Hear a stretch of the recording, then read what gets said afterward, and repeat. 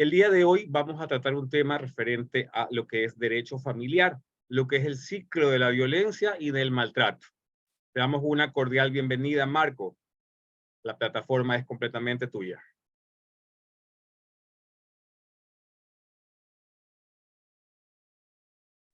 Hola, hola, buenas noches. ¿Se me escucha? Hola, hola. Sí, claro. Genial. Muchas gracias, Francisco, y muchas gracias a todos los participantes que están en este momento conectados con nosotros y gracias por formar parte, pues, de esta familia de aprendizaje.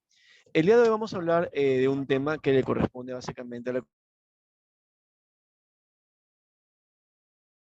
del derecho como tal, sino también visto desde el lado de la psicología como tal. Entonces, dentro de este mix, un poco de temas y de aristas, ¿verdad?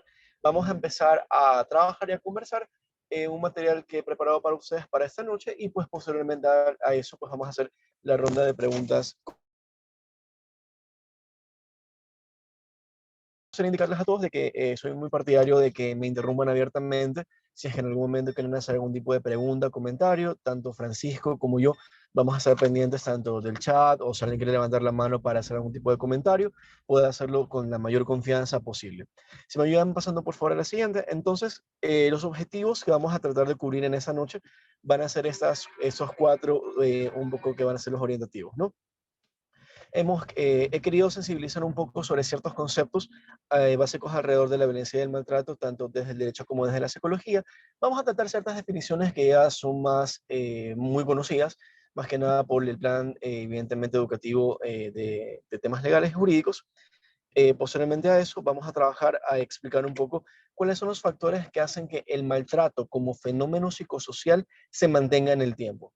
Hay diferentes variables a las que hay que prestarles atención, entonces vamos a tratar de darle un poco de revisión a todas aquellas, ¿no?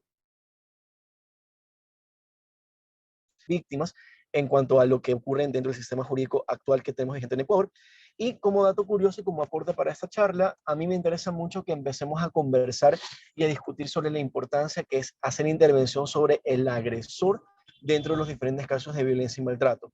Por lo tanto, he rescatado algunas cosas que hacemos en Ecuador que no son tan conocidas, pero que valen la pena socializarlas. Y también he traído algunos casos emblemáticos de la región de Latinoamérica, nuestros hermanos tanto de Colombia, Perú y Chile, entre muchos otros países. Yo he rescatado para esta noche estos tres, hacen unas cosas realmente fantásticas que pueden ser emulables si es que el sistema se prestase para aquello. Entonces, vamos a darle una revisión a todo este tipo de componentes.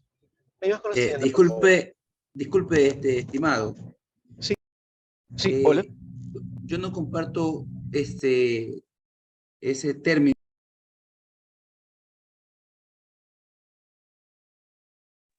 en cuanto a lo que es el agresor.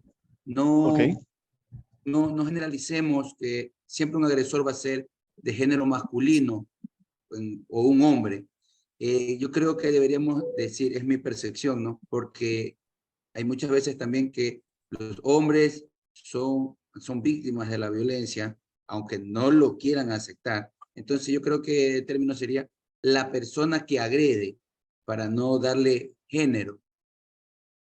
Es mi percepción. No sé, Sí, estamos bien, y ¿o no? tal vez es una percepción muy válida, Ronald. Sin embargo, para propósitos de esta conferencia como tal, he centrado mucho el término en relación a hacer la connotación estadística, donde tenemos que la mayor cantidad de casos reportados y declarados ante el sistema público legal le corresponden en este caso al hombre, sin desmerecer evidentemente lo que usted menciona, que va a ser un punto de aclaración fundamental de que no solamente los agresores en el 100% de casos son los hombres, sino que también vemos en la actualidad, gracias a las diferentes intervenciones que se han realizado, violencia cometida por parte de mujeres hacia hombres y, entre otras cosas, ciertas manifestaciones también que ocurren con grupos minoritarios. Sin embargo, esta conferencia particularmente va a tratar de cubrir la que es ejercida por parte de los hombres y por lo tanto vamos a unificar el lenguaje como término en este caso de el agresor. Si eso represente para propósitos prácticos y reintegro de que efectivamente el género y deberíamos analizar la persona que agrede. En eso estamos totalmente de acuerdo.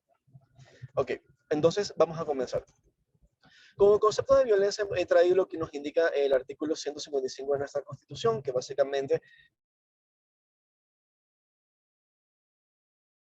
en diferentes condiciones de maltrato, tanto físicas como psicológicas, sexuales, ejercida por un miembro de la familia comúnmente y mayoritariamente en contra de la mujer o demás integrantes del núcleo familiar.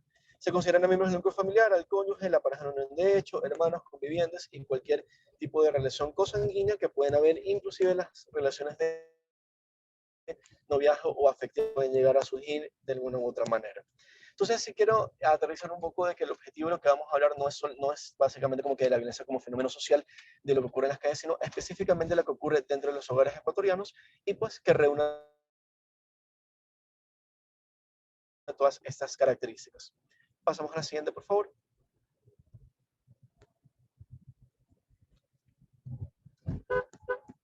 Listo. Dentro de los principales tipos de violencia reconocidas por nuestro Código Legal vigente, tanto por el Código Orgánico Integral Penal, la Constitución y otros dispositivos del derecho en ejercicio, tenemos que básicamente tenemos una gran, 9 tipos diferentes de violencia, entre ellas la violencia física, entendida toda aquella que va a ser ejercida por parte del agresor o de la agresora utilizando cualquier tipo de medio, tales como tantos como golpes, patadas, etcétera. La verbal, la que es inducida a través del uso de términos peyorativos y personal de la persona. La psicológica, entendida como todo tipo de acoso o seguimiento que va a ser cometido por parte de la persona para básicamente hostigar, denigrar y pues desmerecer logros, etcétera. La violencia sexual entendida desde su amplio espectro como todo comportamiento en términos tanto de acoso, seguimiento, el abuso sexual con o sin penetración, con visualización en este caso de contenido de origen sexual, tales como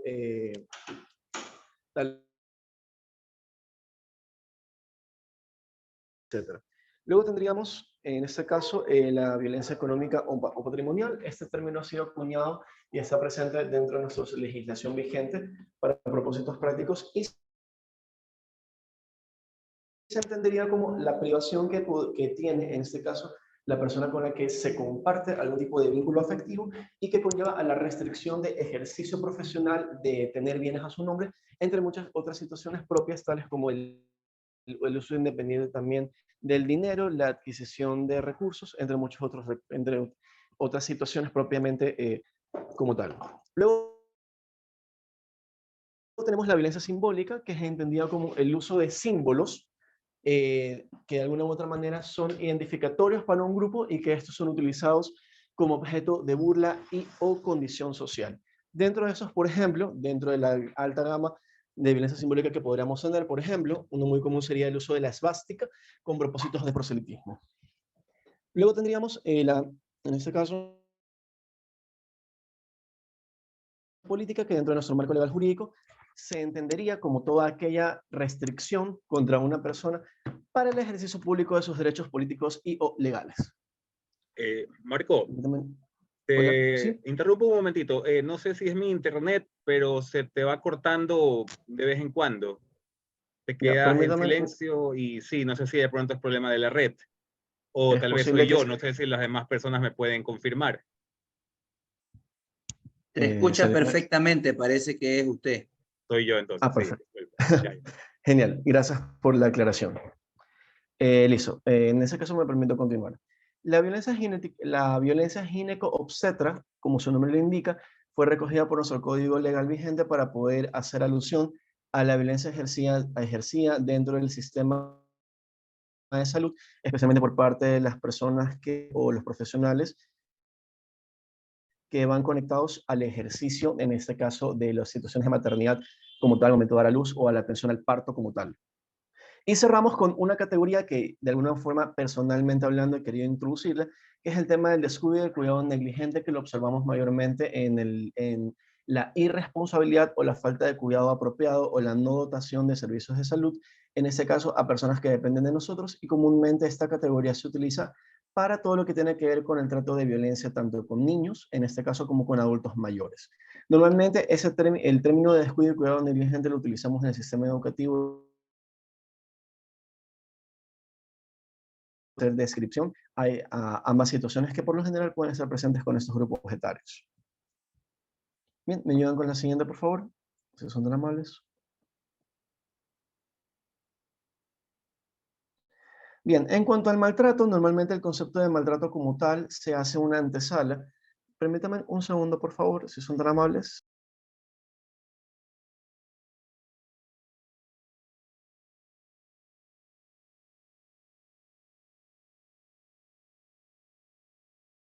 No, no, regresemos al anterior, por favor, Francisco, si eres tan amable. Al anterior, gracias.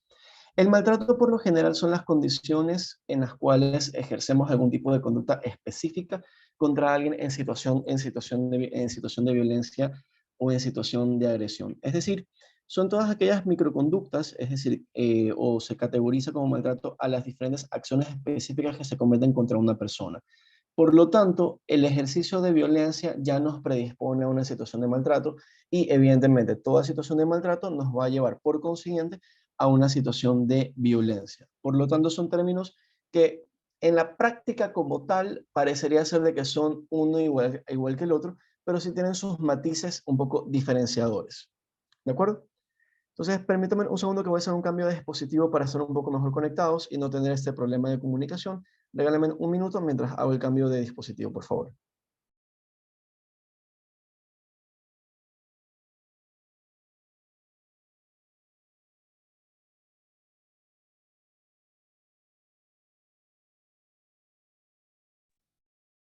Listo, ahora sí se me escucha correctamente. Hola, hola. Hola, hola. Mejoró tal vez un poco el tema de sonido.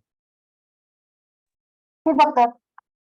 Genial, muchísimas gracias, chicos. Muy amables. Pasamos a la siguiente, por favor, Francisco.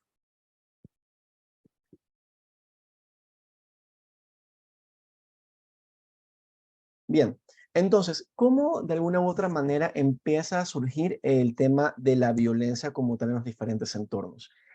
Como pudimos haber observado según la definición que tenemos dentro de nuestra Constitución y que se replica también en el Código Orgánico Integral Penal y en muchos otros dispositivos de justicia en cuanto a lo que hablamos sobre violencia como tal, por lo general las situaciones de violencia de mayor compromiso, de mayor impacto público son aquellas que ocurren en la situación de una relación entre una persona que ejerce agresión versus otra persona que es agredida. Dentro de esa dinámica, la literatura académica como tal nos permite ir entendiendo que van a haber diferentes fases del ciclo de la violencia, que es lo que hace que estas situaciones se mantengan en el tiempo. Por lo general, cuando hablamos con población común o con amigos, familiares, etcétera, siempre tenemos diferentes cuestionamientos alrededor del tema de por qué permitimos que ciertas cuestiones se repitan o de repente por qué esa persona,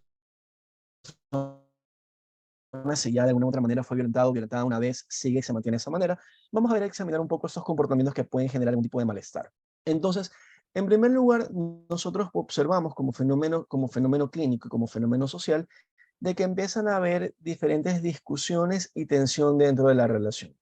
Pueden haber pequeños problemas, pequeños insultos, amenazas, gritos, la famosa ley del hielo, distanciamiento afectivo, irresponsabilidad afectiva, entre muchos otros. Entonces, estas situaciones que van generando tensión, van generando tensión, van generando tensión, se van acumulando hasta que empezamos a tener las primeras explosiones de violencia. Estas explosiones de violencia pueden ser desde golpes, patadas, puñetazos, hasta amenazas, agresiones sexuales, quitar dinero, prohibir un poco el tema de la salida, entre muchos otros recursos propiamente como tal de que pueden hacer que vayan a ver estas conductas ya un poco más específicas de maltrato, que son las que empiezan a llamar la atención. ¿Ok? La imagen indica a la mujer, vamos a generalizarlo un poco a la persona que es agredida para propósitos prácticos. Entonces, luego viene por parte de la persona que experimenta el componente de violencia, sentimientos de culpa. Normalmente las mujeres mayoritariamente, o en este caso cualquier persona agredida, por el componente de manipulación o en el contexto de la relación, cuando no hay ciertos elementos presentes, pueden creer de que es su culpa, que de alguna u otra manera esta persona puede decir de que ganó o que por su culpa la otra persona se pone triste, se aislamos, se siente fea, se siente desvalida, o se siente que fue por culpa de alguna acción que se hizo, que no se hizo, que estamos en este tipo de situaciones o contexto, etcétera. Luego, por parte normalmente de la persona que agrede, podemos empezar a ver patrones de reconciliamiento y de arrepentimiento. La persona que agrede, por lo general, lo que va a tratar de hacer es volver a colocar a la persona que es víctima o la persona que es agredida en esta situación un poco de vamos a volver a retomarlo porque no quiero que me abandonen. Entonces, por lo general, la persona que agrede puede caer en falsas promesas de mejoría, en voy a ir a terapia, te prometo que nunca, es la primera vez que me ocurre, nunca antes había perdido el control de esa forma, no sé qué me pasó, estaba tenso, bla, bla, bla, entre muchas otras situaciones que lo podemos ir recapitulando, tal vez de noticias, lecturas de periódico, etcétera, que sabemos que son estos discursos un poco que se manejan por parte de la persona que agrede. Cuando la persona que agrede también puede hacer actos de arrepentimiento o falsos actos de arrepentimiento, por ejemplo, puede participar de una o dos sesiones de psicoterapia, puede portarse muy solícito, puede dar regalos, tener palabras de atención, y este comportamiento va a durar lo que dure en este caso que en este caso la persona que es agredida, pues empiecen los actos de reconciliación como tal. Mientras los actos de reconciliación como tal no ocurran, normalmente la persona que agrede va a mantenerse en este juego de tratar o de alguna u otra manera de lograr que vuelvan a estar, entre comillas, bien o estables. Por lo tanto, este ciclo como tal va a repetirse porque de nuevo van a haber las mismas conductas como no ha habido un cambio real y repetimos el ciclo una y otra vez. ¿Qué es lo que hace que este ciclo de alguna u otra manera se mantenga? Pasemos a la siguiente diapositiva, por favor, Francisco, si eres tan amable.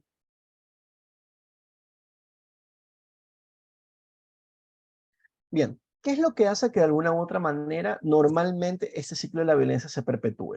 En primer lugar, tanto la persona que agrede como la que es agredida tienen historias personales conflictivas o normalmente historias en las cuales la persona ha aprendido que la violencia es el lenguaje que de alguna u otra manera va a ayudarme a resolver conflictos. Pueden ser también que dentro de las historias personales hayamos tenido aprendizajes de patrones pasivos de resolución de conflictos, que en el hogar como tal vez no han habido discusiones, pueden haber dependencias afectivas, problemas de la autoestima, entre muchas otras situaciones propias de alguna u otra manera de la historia de crianza y experiencias que cada uno va coleccionando. Van a haber variables psicológicas también que pueden predisponer a que una persona o se convierta bien en el agresor, o bien que de perdón, en la persona que agrede, o bien que ocupe un lugar como persona agredida. Variables psicológicas tales como el autoestima, estilos de personalidad, trastornos de ansiedad, habilidades sociales, entre muchas otras cosas van a ponerse en marcha como para de alguna u otra manera entender por qué este ciclo se repite o por qué existen tal vez dependencias emocionales, apegos, entre muchas otras cosas que pueden ir ocurriendo. Las condiciones y creencias sociales también juegan un punto muy importante, tanto para la persona que agrede como para la persona que es agredida. Dentro de esta situación tenemos, por ejemplo, del lado de la persona que agrede, el hecho de la imposición, el hecho de mostrarme como la persona que manda, el hecho de mostrarme como la persona que tiene el poder de tomar las decisiones, entre muchas otras situaciones dentro de las condiciones como tal. Para la persona que es agredida puede tener el peso, por ejemplo, del no saber cómo manejar una ruptura, cómo comunicarle a la familia o a los amigos, el hecho de que me estoy siendo víctima de una situación delicada o de una situación forzosa, el hecho también de poder lidiar con el dilema social de la ruptura o de la separación, entre muchas otras cosas que pueden ir un poco dentro del medio dentro de esta situación. La independencia económica es una variable que vemos normalmente en los casos de mujeres agredidas y hombres agresores. Esta sí es una variable que se presenta mayormente, casi en un 95% en ese contexto relacional, así que lo voy a utilizar a partir del género. Lamentablemente para las mujeres, uno de los principales problemas para no romper un ciclo de violencia es el tema de que el hombre agresor, por lo general, es el que provee recursos tanto económicos como materiales para el hogar. Y en la mayor cantidad de los casos, si no es un 80 o un 90% de los mismos, las mujeres no han tenido tal vez experiencia educativa, grado académico o independencia económica como tal del hecho de poder tener un trabajo. Y al verse imposibilitadas de aprendizajes tales como el manejo de presupuesto, el manejo de algún tipo de cadena, van a hacer de que ella tolere esa situación de violencia y no sea reportada para no verse expuesta a una situación de calle, a una situación de recursos o que de alguna u otra manera su prole pueda sufrir este tipo de situaciones. En ocasiones, también de alguna u otra manera, eso puede generar de que esta persona pues tenga un escalamiento de conflicto a tal donde hemos visto diferentes casos de homicidio y feminicidio, dependiendo de los contextos, en los cuales pues llegamos a ese extremo de violencia justamente por permitir este tipo de situaciones o contextos. El tema de hogar y vivienda también es un factor importante porque de alguna u otra manera en este caso, y es un tema muy unido al tema también de género con la mujer. Las personas que de alguna u otra manera físicamente son los responsables de casa, al menos en el pago, por ejemplo, de alquiler o en el pago de la cuota de la casa, por lo general son los varones. Y pues el hecho de tener esta situación de violencia hace que la persona crea, y de alguna u otra manera, de manera equívoca, de que tiene que abandonar el hogar cuando de alguna u otra manera el que tiene que salir de la casa normalmente es el agresor. Pero vamos a hablar de eso más adelante. La revictimización del sistema también es un factor que perpetúa el tema de la violencia y hay que ser sinceros un poco en cuanto al manejo de casos, casuística y el ejercicio tanto del marco legal vigente como de los profesionales que estamos alrededor del tema. El sistema no es amable con las víctimas de violencia. Por lo general hacemos un levantamiento de testimonio y el testimonio tiene que ser contado en más de una ocasión, por más de que se haga un levantamiento anticipado del mismo y muchas veces las personas, aún todavía los operadores de justicia, mantienen preguntas muchos muy circunstanciales en lugar de situacionales. Entonces, esto hace que las personas tiendan a creer, por la parte del común de revictimización y el siguiente, de la falta de acción y de respuesta de los operadores de justicia, que las personas crean o tengan todavía en el imaginario el equívoco de que en estos espacios legales no hay una solución para el problema, sino que simplemente queda el papel en la denuncia y no hay una gestión apropiada del trámite o no hay una gestión apropiada de cómo el sistema va a protegerme a mi víctima de la situación que estoy experimentando. Y finalmente, esto va muy acompañado con que la población civil tampoco tiene mucha información en relación dónde colocó la denuncia, cuál es el proceso, si requiere o no requiere de un abogado, si esto va a ser costoso o no costoso, si esto de alguna u otra manera va a tener repercusiones contra mi trabajo, mi vida personal, entre muchas otras cosas. Y pues las personas tienden a tener una cultura de no denuncia por lo general. Entonces, todo esto que acabo de mencionar hace que para una persona en situación de violencia, o una persona que es agredida dentro de estos contextos, le sea muy difícil poder romper el ciclo que describimos anteriormente. Y por lo general nos enteramos cuando ya el conflicto ha sido muy escalado y ya vemos que la persona por lo general termina en un cuadro donde se atenta contra su bienestar, seguridad y salud, que es ahí donde por lo general normalmente se interviene. Pasamos a la siguiente, por favor. No sé si alguien tiene preguntas o comentarios hasta el momento. Si alguien quiere hacer algún comentario, puede levantar la mano, puede escribirlo dentro del chat, etcétera. O sea, estamos muy atentos a cualquier participación.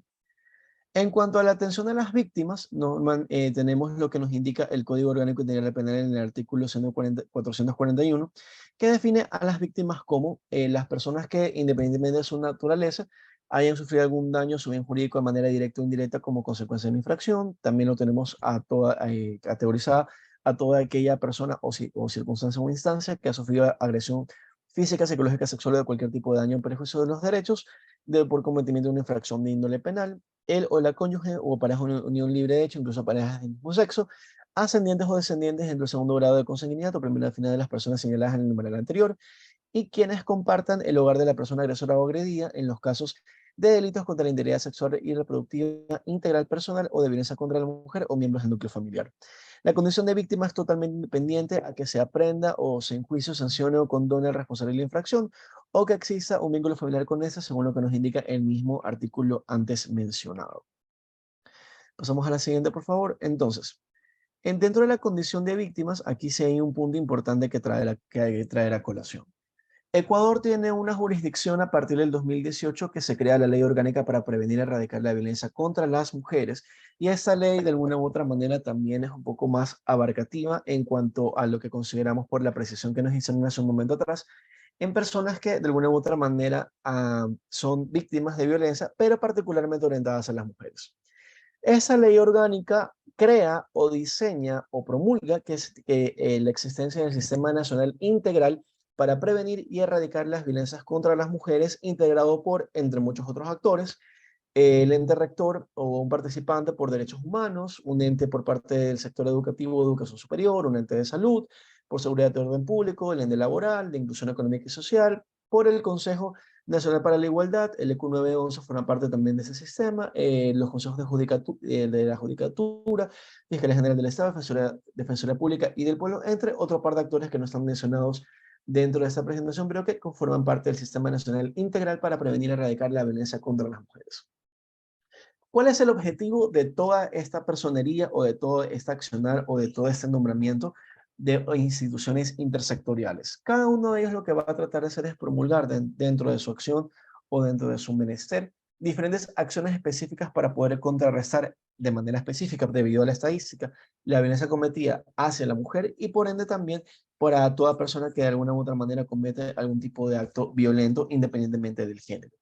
Todos estos actores que yo acabo de mencionar, salud, educación superior, orden público, trabajo, etcétera, ya han ido teniendo diferentes acciones a partir del 2018, 2019, 2020, entre años subsiguientes, acciones que tratan de buscar un poco que en este caso tratemos de reducir o de aprender como sociedad la importancia de cómo romper los ciclos de violencia y de maltrato como tal.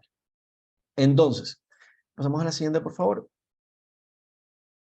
Entonces, ¿cuál es de alguna u otra manera la ruta de acción en ese tipo o la ruta de atención independientemente de los actores involucrados, sino como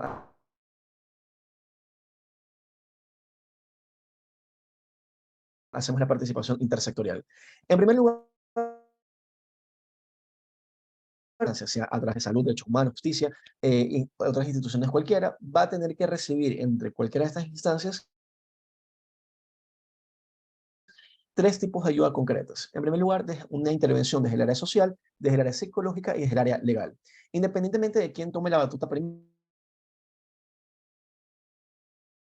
dentro de estos tres márgenes o dentro de esas tres acciones para poder lograr la reparación y restitución de derechos.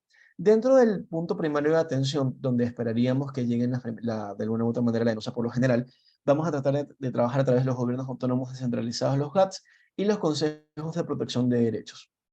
Estas dos instancias, por lo general, forman parte inicial del sistema y normalmente la población va a tratar de buscar ayuda en esas dos instancias. Acompañado de eso, tenemos lo que hacen las prefecturas y las diferentes ONGs de la sociedad civil que atienden a víctimas de violencia, que son los puntos de atención A. Como punto de atención B tenemos a toda la red de salud, normalmente las víctimas de violencia y las personas que son violentadas o agredidas terminan en alguna unidad de salud y son de alguna u otra manera ellos los responsables de direccionar hacia el resto de áreas también. Como punto C tenemos en este caso los hospitales, las salas de primera acogida, lo que se puede detectar a través del Ministerio de Educación, a través de los profesionales del DESE y cualquier personal docente administrativo y o de servicio. Lo que tenemos también como parte del Ministerio de Inclusión Económica y Social y otros ministerios cuyo objetivo al tener una labor terciaria, por eso son de tipo C, tenemos justamente esa identificación de casos donde hacemos las diferentes valoraciones, rutas y protocolos y pues tratamos de activar la intersectorialidad del tema. Y en el punto D, que forma parte también y está por debajo de la, porque son nuestros focos de atención primarios, tenemos a todo el sistema de justicia donde tenemos a la Fiscalía, las unidades especializadas en atención a víctimas de violencia intrafamiliar y o delitos sexuales, el Consejo de la Judicatura, la Corte Nacional de Justicia, la Policía Nacional, entre otros quienes también de manera primaria y en campo van a hacer ese reconocimiento en las diferentes conductas de violencia, especialmente en la intrafamiliar, que es una de las más detectadas o las más llamativas en cuanto al tratamiento de la violencia como tal. Pasamos a la siguiente, por favor. Entonces, de alguna u otra manera, vamos a hacer una recapitulación de lo que tenemos de alguna u otra manera en Guayaquil específicamente, sin desmerecer lo que ocurre en las otras provincias. Uno de los principales puntos de atención de las víctimas de violencia tenemos el ECO 911. La población está debidamente informada a través de diferentes campañas y ya a nivel social se sabe de que una llamada al 911 nos da acceso también a Policía Nacional y la población en general puede hacer su denuncia o comunicar de que está siendo víctima de una situación o que está siendo agredido y o violentado. Posteriormente a eso se va a conducir en este caso la víctima o la persona agredida a, a las unidades especializadas en violencia de género presentes en los diferentes puntos del país y en la ciudad pues tenemos en este caso pues a través del Consejo de la Judicatura pues este tipo de unidades. Otro punto importante que ha formado parte primaria dentro de la atención de violencia como tal ha sido la acción por parte de las Juntas Cantonales de Protección de Derechos, las cuales también están en capacidad de poder atender estas denuncias ciudadanas en cuanto al otorgamiento de medidas cautelares de protección para justamente precautelar el bienestar de la víctima y de estas situaciones. En la ciudad, como parte de la intervención municipal que gracias a la gestión del GAT de Guayaquil como tal tenemos los programas municipales de Amiga Ya No Está Sola, que cuentan también con un número amigo en el cual podemos hacer llamadas para poder obtener direccionamiento psicológico, legal y jurídico. Tenemos también acceso a diferentes instituciones, casas de acogida y otro sistema también de apoyo interno local para justamente pues precautelar el bienestar de, en este caso, de la persona agredida, particularmente mujeres. Luego tenemos a dos fundaciones que me gustaría mencionarlas, cuya labor es muy reconocida a nivel local, como tenemos el trabajo de CEPAM Guayaquil y Fundación María Guare, que son puntos que de alguna u otra manera vemos constantemente que estas dos ONGs como tal hacen sensibilizaciones, campañas, prevención, entre otras, en cuanto al tratamiento de víctimas y victimarios. Pasamos por favor a la siguiente. Bueno, y aquí viene la parte donde a mí sí me gustaría, de alguna u otra forma, porque todo lo anterior tal vez ya lo hemos escuchado antes en otro tipo de charlas, lo he visto en una universidad, pero a mí el día de hoy yo sí quería aportar mucho desde este punto específico, que es qué hace el sistema jurídico legal por el agresor o por la persona que ejerce violencia. Vamos a ver un poco la importancia de intervenir sobre ellos y vamos a ver algunas acciones que se han llevado a nivel país en cuanto a aquello. Pasamos a la siguiente, por favor. En cuanto a la labor que se hace en Ecuador, en el 2014, específicamente en la ciudad de Quito, se lanzó un programa llamado Programa de Rehabilitación para los Agresores que funciona en el Centro de Apoyo Integral Tres Manuelas, que hasta el día de hoy sigue funcionando. A corte de 2022, este programa como tal ha atendido a 541 nombres, han tenido 31 grupos diferentes, y la misión de esta población o de este objetivo, ¿cómo se llama? Como tal, o de la población objetivo, pues ha tratado de alguna u otra manera de generar programas o generar espacios en los cuales se trabaje con este caso, con la población masculina en cuanto a la reeducación de diferentes factores, tales como, por ejemplo, el hecho el manejo de indicadores de violencia, de agresión, comunicación asertiva, entre muchas otras cosas, pero de alguna u otra manera, lamentablemente, su accionar ha sido un poco limitado en cuanto al ejercicio como tal, porque no es un programa que se ejerce de alguna u otra manera a nivel nacional, sino específicamente en la ciudad de Quito. Pasamos por favor a las siguientes, y a partir de ese punto sí me gustaría compartir con todos lo que corresponde a casos de éxito que podemos ver en este caso en otros países. ¿Qué es lo que han estado haciendo un poco nuestros hermanos? Y como lo dije al inicio de la charla, a mí me interesa mucho poder conversar de iniciativas latinoamericanas, porque si bien es cierto, podemos tener casos emblemáticos que ocurren en España, en Francia, entre otras, creo que tiene más impacto cuando podemos conocer y palpar lo que hacen nuestros hermanos vecinos, que de alguna u otra manera no es que se han inventado la quinta pata del gato o han hecho una fórmula mágica, sino que justamente han tomado otros modelos y han generado iniciativas dentro de lo que le corresponde a su marco legal vigente. Vamos a hablar un poco del caso de Perú. Perú, de alguna u otra manera, nos lleva una ventaja muy grande en la atención a la persona que agrede, de alguna u otra manera, y pues ha tenido diferentes programas a partir del 2012 específico al tratamiento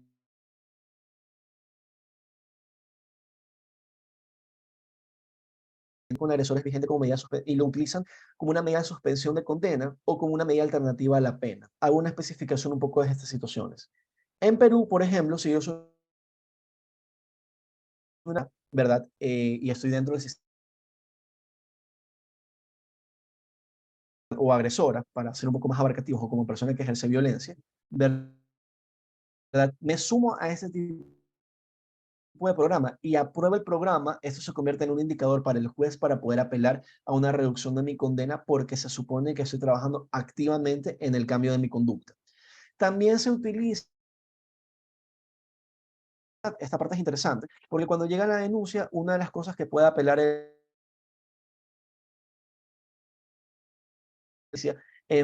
como beneficio para el agresor o para la persona que ejerce violencia, es justamente que curse este programa que tiene un problema.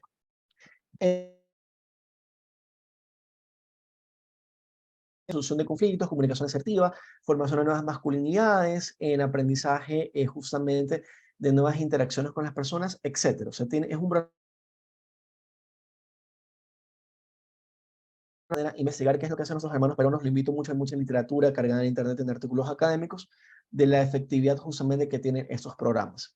Este programa empieza con hecho, de alguna u otra manera, es formar promotores que de alguna u otra manera se encargan de desplazarse o de formarse a los diferentes puntos que tiene Perú, porque Perú es un país muy grande con una población que duplica y triplica la de Ecuador. Entonces, lo que ellos han formado justamente son como que promotores o aseguradores de la violencia, que se llevan, pues, forman talleres, clases, casos prácticos, etcétera,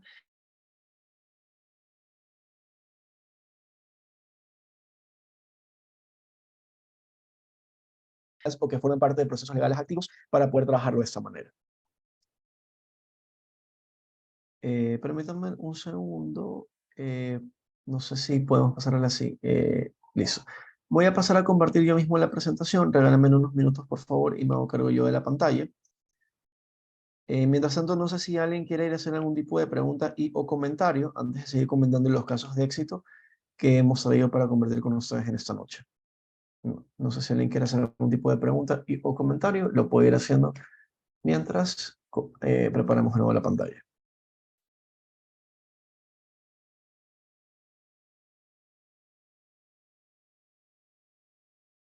Bien, vi por ahí un mensaje en el chat.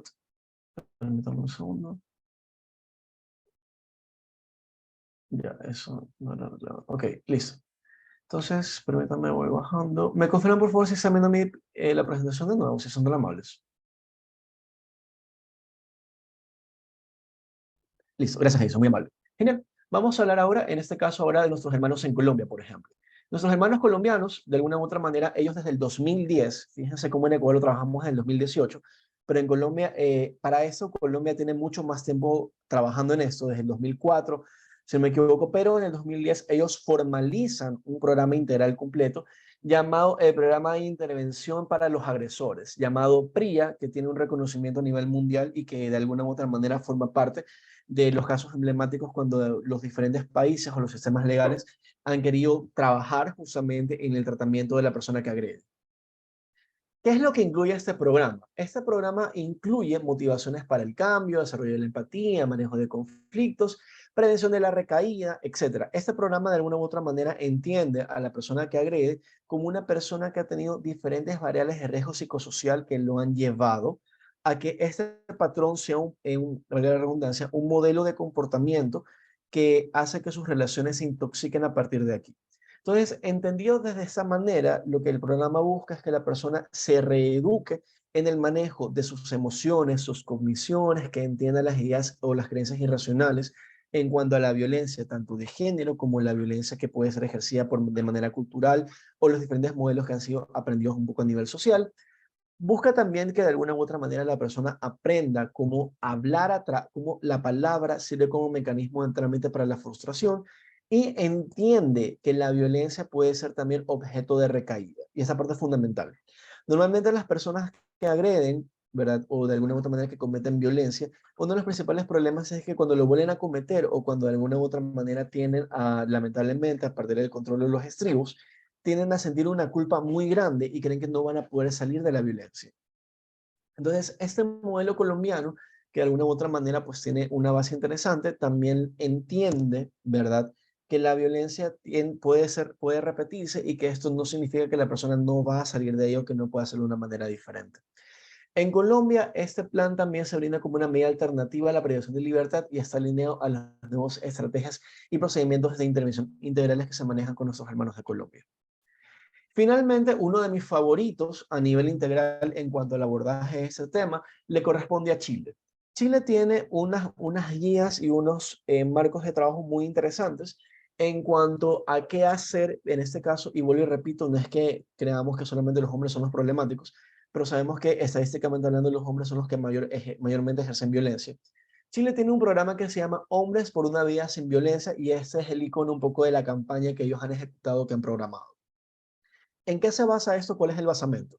Ellos desde el 2008 vienen haciendo diferentes intervenciones individuales, tanto a nivel experimental como a nivel comunitario, etcétera. Pero en el 2013 se establece, ¿verdad?, el programa de intervención para hombres que ejercen violencia contra sus parejas y que se llama Hombres por una Vida Sin Violencia.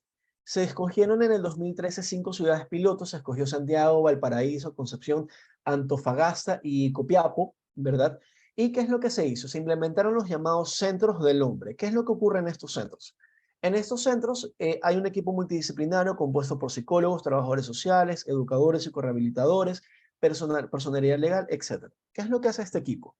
Cuando las denuncias de violencia llegan, este equipo se encarga de hacer una valoración integral sobre el caso, tanto en anamnesis, cuadro clínico, psicológico, social, socioeconómico, etcétera, y buscan de alguna u otra manera hacerle una orientación específica al trabajo del hombre como tal. Entonces, estas personas, o cuando un hombre es denunciado o de alguna u otra manera es declarado como un agresor, se forman grupos de trabajo y estos grupos de trabajo van a tener los siguientes fines. Se les dan un conjunto de talleres, charlas, sensibilizaciones, acompañamiento, etcétera, que busca un poco sensibilizar sobre la violencia y sus efectos, se hacen intervenciones individuales, se hace una modificación del contexto primario, se muestran resoluciones alternativas de conflictos, etcétera, y de alguna u otra manera tienen un acompañamiento permanente a partir de la situación como tal cuando se desencadena. Hacen mucho activismo, mucha difusión tanto en redes, en guías, y de alguna u otra manera en Chile esta organización tiene un reconocimiento muy interesante. Ellos también tienen una línea de ayuda específicamente no para mujeres, sino para hombres, donde si yo, hombre, quiero de alguna u otra manera poder conversar con alguien sobre que a mí ya el tema de violencia, pues quiero aprender una forma diferente de hacerlo o quiero hablar con alguien, esa línea está diseñada para mí de manera tal de que puedo tener la confianza y el anonimato suficiente para poder recibir guía, acompañamiento u orientación. Es una forma muy interesante porque normalmente los planes de intervención, como bien lo mencionaba Ronald al inicio, y yo hago mucho énfasis por eso, y quería volverlo a traer, nos enfocamos mucho en la víctima y entendemos a la víctima como la mujer. Pero también, de alguna u otra manera, es interesante ver o entender que hay otros modelos y otros países que entienden también de que el hombre, que en este caso ejerce violencia, también merece ayuda y que de alguna u otra manera también es factible intervenir sobre estas personas para poder lograr un resultado coherente. Entonces, esta era la información que yo quería compartir con ustedes. De alguna u otra manera, creo que nos deja con muchas ideas y con de alguna u otra manera mucha confrontación en cuanto a pensar de forma diferente un poco cómo el sistema legal ecuatoriano está de alguna u otra manera manejando o interviniendo sobre, en este caso, sobre la comprensión de la violencia como tal. No solamente tenemos que entenderlo de las variables de género, sino también en acciones integrales que, por ejemplo, citando el caso de Perú, de Colombia, de Chile, puedan convertirse en medidas alternativas, ¿verdad? En este caso legales, para no saturar el sistema, porque normalmente somos muy acostumbrados a que buscamos la imputación legal, en este caso del agresor o de la persona que agrede, ¿verdad? Y no nos damos cuenta que en realidad podríamos incluso estar llegando a cometer repeticiones de alguna u otra forma de comportamiento que pueden ser conflictivas para la persona y que a la larga no me modifica el comportamiento.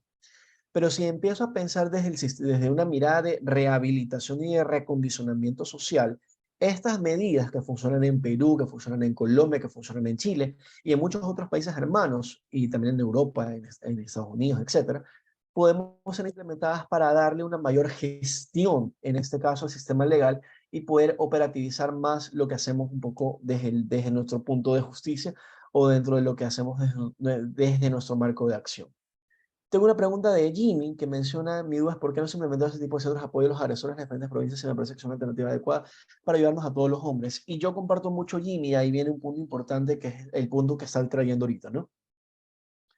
Lamentablemente, el sistema judicial actual no está tan enfocado hacia una mirada integral de prevención y de cambio. Normalmente estamos muy acostumbrados a un sistema legal jurídico impositivo, donde la única forma o la única administración y gestión de justicia dentro de una mirada anterior de derecho es el tema de la pena penal o la privación de la libertad como tal, y no nos damos cuenta que hay otras formas restitutivas desde el derecho. Cuando yo miro o cuando yo aplico un derecho restitutivo en el cual yo quiero de alguna u otra manera restituir las vulnerabilidades de la víctima y entiendo que la persona que agrede también ha sido víctima del sistema de manera indirecta, cuando yo tengo esta mirada un poco más integral, un poco más amplia, yo puedo entender que yo tengo que crear instancias para eso. Y eso es una forma diferente de operar sobre el derecho. Entonces, lo que también de alguna u otra manera buscamos, ¿verdad? Es justamente entender o promover este tipo de miradas diferentes para que a partir de lo que hacemos desde nuestras acciones respectivas, podamos ir implementando, promoviendo, divulgando, mirando, ¿verdad? Esas otras formas de hacer justicia y de alguna u otra manera que Dios mediante en el corto plazo, este ejemplo que por ejemplo ocurre en Quito empieza a hacerse réplica del sistema. Lamentablemente dependemos mucho, por ejemplo, del tema de la disponibilidad de recursos de la contratación y formación de profesionales que efectivamente tengan conocimiento y sensibilización sobre el manejo de víctimas, el manejo de la agresividad, cómo de alguna u otra manera educar en formas alternativas de resolución de conflictos. Y pues esto es un desafío para todos los operadores de justicia y los profesionales que estamos involucrados.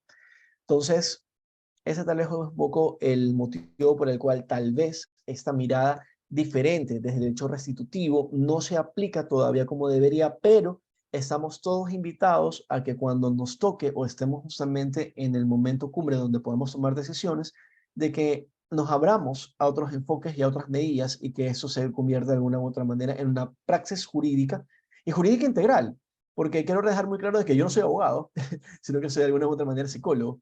Entonces, justamente es interesante poder tener estas miradas conjuntas desde el hacer del derecho y desde el bienestar psicológico integral, para que juntos los dos podamos brindarle a la persona y al usuario final estas herramientas que van a ser al final del día las que van a transformar la sociedad. No sé si alguien tiene algún comentario o pregunta, tal vez que podamos de alguna u otra manera ampliarlo. Le doy paso en este caso a Miguel, que levantó la mano. Miguel, adelante, te escuchamos. Tengo una pequeña parte para Qatar, en este caso de los países los cuales implementan estos modelos de rehabilitación, pero considerando que es mucho la historia social que lleva cada uno, empezando por ejemplo Colombia desde los años 80 permanece en el ranking número 3 de los países de violencia en América en general. Está El Salvador, Colombia, Venezuela, desde los años 80 hasta la actualidad.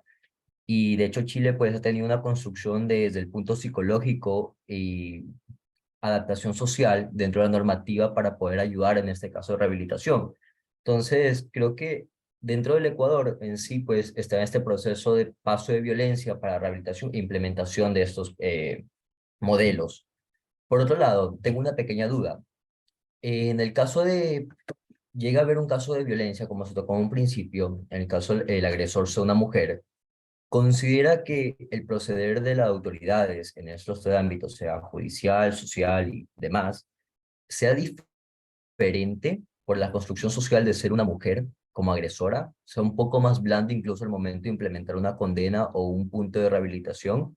Porque, por ejemplo, el caso de Quito de agresores nunca se trató de una mujer, siempre se trató de hombres, y los grupos expuestos eran de casi 571, si no me equivoco, en los cuales eran 30 grupos en el año 2022, quiere decir que cada grupo equivalía a 18 personas aproximadamente, pero nunca se trató de una mujer, todo se trató siempre de hombres, porque en este caso no se lleva un registro o no se lo consideró dentro del registro a ningún sexo femenino. Bien, voy a ir por partes. Me voy a ir primero a la parte cultural y luego vamos a intentar responder la segunda parte de la pregunta. Ok. Sí, efectivamente, por ejemplo, en nuestros países latinoamericanos, Colombia, Perú, Ecuador, Chile, Argentina, Brasil, etcétera, son países que de alguna u otra manera la cultura imperante tenemos, y lamento sonar el discurso progresista, quiero dejar muy claro de que no es mi postura particular, pero hay que entender de que son culturas un poco donde el hombre ha tenido una mayor libertad para hacer ciertas cosas o para cometer ciertas conductas, y esto es lo que hace que los indicadores de violencia como tal los podemos ver incluso de manera casi que permanente sin tendencia a la baja en muchos casos, justamente como Miguel nos hace la acotación desde los años 80 hasta lo que tenemos en adelante, ¿no? Entonces, ¿cuál es la diferencia un poco y por qué es importante entonces entender la relevancia de hacer este tipo de intervenciones?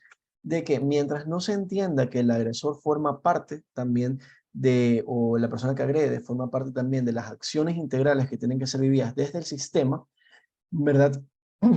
Es de que de alguna u otra manera, pues este tipo de patrones van a ir manteniéndose o van a ir un poco permanentes. Es importante también recalcar que de alguna u otra manera, a lo largo de los años también se ha visto una tendencia a la nueva forma de aprendizaje y desde tanto, desde aulas, centros educativos, hospitales, el actor de la policía y de otras instituciones, hemos visto un accionar conjunto donde la población está un poco más informada también y el mismo cambio de paradigma ha ido haciendo de que las víctimas como tal tengan una mayor capacidad de denuncia y que no sean tolerados ciertos comportamientos que antes tal vez hubiesen sido tolerables de alguna u otra manera. Entonces, estamos tal vez haciendo una apuesta muy grande en temas de educación, en temas de salud, en temas de prevención, para de alguna u otra forma ir viendo estos cambios sociales culturales que, repito, no ha sido mi intención tener un discurso que pueda sonar progresista, sino tratar de describir un fenómeno social que observamos y que palpamos todos. Regresando al segundo componente de la pregunta de Miguel en cuanto al proceder, en este caso cuando la persona que agrede es una mujer y el uso y aplicación de sanciones como tal, en este caso los operadores de justicia, no estoy seguro de la estadística y no quiero caer en un equívoco, no hay todavía un seguimiento. Si de repente alguno de los presentes puede complementarme, sería de mucha ayuda. No estoy seguro si se ha hecho un seguimiento específico de los casos como tal donde la mujer ha sido agresora y de poder hacer una comparativa efectiva dentro del tipo de sanción o el tipo de pena aplicada en este caso. Por lo tanto, no puedo, yo al menos no me siento capaz de poder establecer una comparativa clara en relación con esto. Lo que sí puedo decir un poco es de que en este caso el hombre cuando es agredido a nivel preocupante, cuando de una u otra manera advierte una denuncia, sí es mal visto a nivel social y por lo tanto, cuando un hombre es agredido, tendemos a ser un poco más inocentes o benevolentes con la situación. Ejemplo, el hecho de poder, de que una mujer agrega un hombre, ¿verdad? Tildamos al hombre de débil, de menos, si él quiere poner alguna denuncia en las personas a su alrededor o el contexto cultural lo va a señalar como que no es suficientemente masculino. Y eso también hace que la cultura de denuncia de los hombres que sufren violencia por parte de sus parejas o de una mujer como tal no sea tan pronunciado o no se llegue o no sea tan bien visto. Por lo tanto, sí tenemos casos de violencia un poco oculta o no denunciada, que esos serían un poco los paradigmas a cambiar. Dentro de la operatividad de la justicia como tal, me atrevería a decir, si es que alguien puede de alguna u otra manera pues darme un dato un poco más certero, lo agradeceré, pero el Código Orgánico Integral Penal pues maneja sus penas y situaciones y sanciones indistintamente del género, sino de la valoración que haga el juez o el operador de justicia en cuanto a los hechos. Entonces, más allá de tal vez aplicar una pena benevolente, quisiera ser un poco exhortativo a que la justicia, pues, es una justicia ciega que se trata de administrar lo que corresponde en función del caso y la valoración respectiva.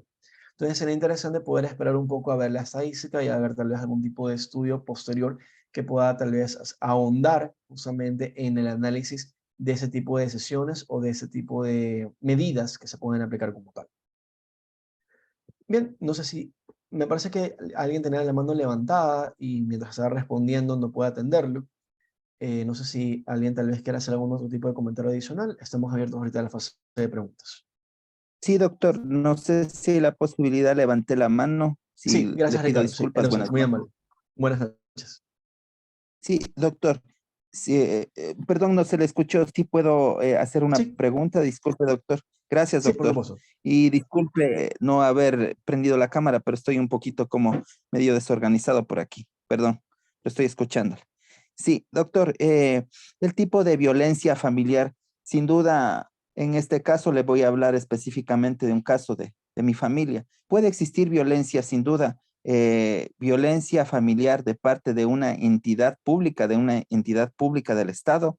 ¿Y a qué autoridades acudir? Si se reside en una localidad que no es capital, que no es una gran ciudad, no se puede. Si se acude a la Defensoría del Pueblo, a la Defensoría Pública, que bueno, no es el caso, que no trata este tipo de temas.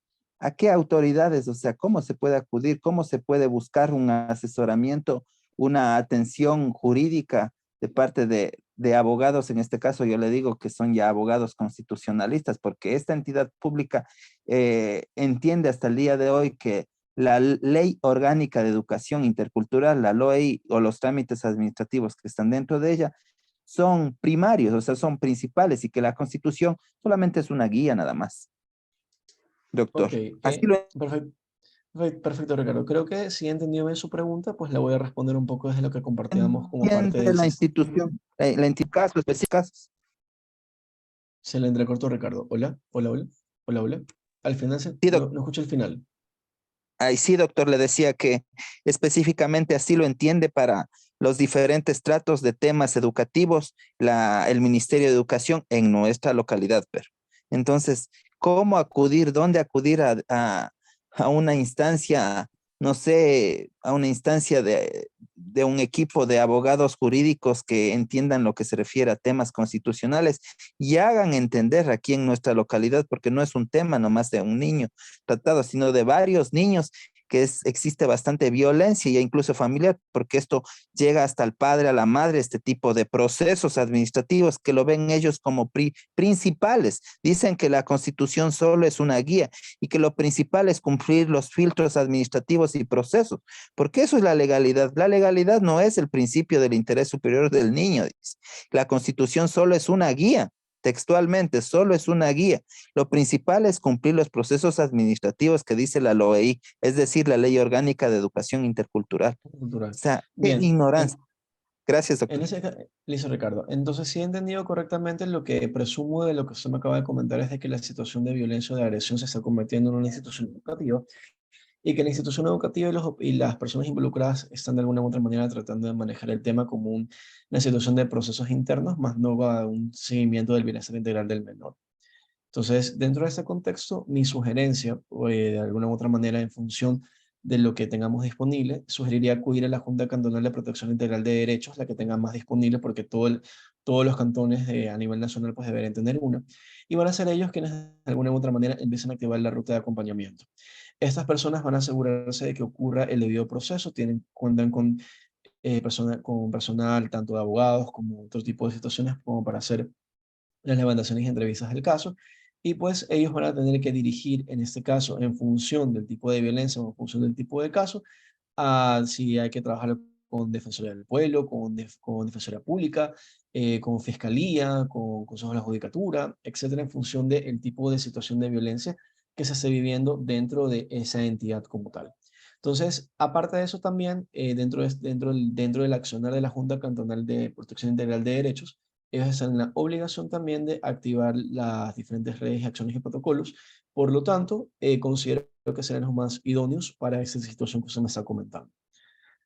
Eh, y que de alguna u otra manera, pues independientemente del tipo de localidad, va a estar disponible porque tiene que existir y habrá que buscarle que esté más geográficamente disponible para que puedan acudir a hacer en este caso el llamamiento como tal al debido proceso. Bien, Sí, no, gracias, doctor. Solamente algo bien importante nada más. Sí, eso sí. Bueno, de hecho, o sea, se lo conoce por conocimiento básico que sí existe por las juntas cantonales de protección de derechos de la niñez y adolescencia, pero cuando no se activa y cuando no se lleva un acompañamiento jurídico legal, y le hablo a nivel general, en un 90% aquí las autoridades no solamente desconocen, sino no les, usted sabe, a nivel general ejecutan lo que dice la norma legal, pero más aún en nuestra localidad. Estamos hablando de Ibarra, doctor. Estamos hablando de ok. Ibarra, una ciudad muy pequeñita, a pesar de ser capital de la provincia, pero las autoridades se conocen y se tutean y se sientan a almorzar y a tomarse un whisky entre ellos, y esto es bien, es bastante, y por eso se necesita acá en Ibarra es un acompañamiento para violencia familiar y de la niñez, en este caso sí, porque esto conlleva al padre y la madre, o sea, la violencia. Imagínense de procesos tener que estar esperando años por estos procesos, por el cumplimiento de los derechos de la niñez. Por eso le mencionaba dónde acudir, qué instancia de la capital, dónde existe realmente un patrocinio, se podría decir, legal, jurídico, que acompañe este tipo ¿cómo es? De temas, no le digamos de casos, sino de temas específicos de la niñez, lo que se refiere a la educación. ¿Dónde? Gracias, Sugeriría, doctor. sugeriría tal vez en este caso recurrir a las instancias del Consejo de la Judicatura en los juzgados de niñez y adolescencia, que probablemente pueda de alguna u otra manera pues tener este acogimiento de la denuncia, de la contextualización y ver de qué manera pues pueden brindar algún tipo de acompañamiento y o soporte. No me atrevería a afirmar algo adicional debido a la naturaleza del problema como tal, así que habría que ver un poco contextualizado la situación como tal, qué es lo que amerita o no amerita. Gracias igualmente, Ricardo, por su aportación. Creo que nos ha enriquecido a todos igualmente para poder tener una mirada de lo que ocurre en las diferentes partes del país. No solamente las ciudades grandes se ven afectadas por el factor violencia, sino que lo vemos también repetitivo tanto en comunidades pequeñas, grandes, indistintamente del tamaño. La violencia es un fenómeno que nos ha afectado mucho como población y que somos los encargados de tratar de buscar soluciones alternativas para la misma. Bien, no sé, depende si alguien más tiene algún tipo de comentario y o pregunta. Alguien que tal vez quiera hacer algún tipo de comentario o sugerencia, etcétera.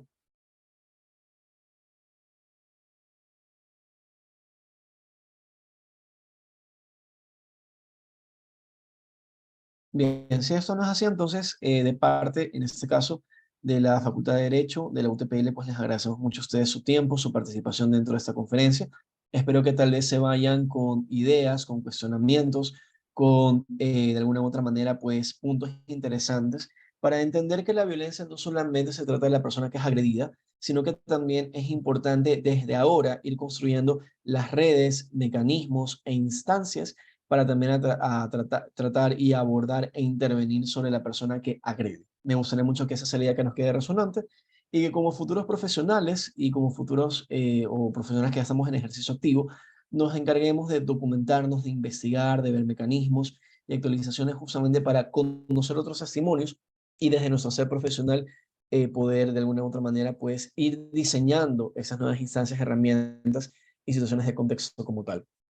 Me voy a volver a permitir compartirles también el link de asistencia para aquellas personas que tal vez nos acompañaron de manera un poco tardía y pues para que puedan necesitar su asistencia. Ahí les voy a compartir en este caso el link de la grabación y pues damos por terminado este conversatorio en esta noche. Agradecido siempre con todo el espacio de UTPL que brinda esos espacios informativos y pues siempre para servirlos y ayudarlos en lo que requieran. Que tengan todos una buena noche. Hasta luego.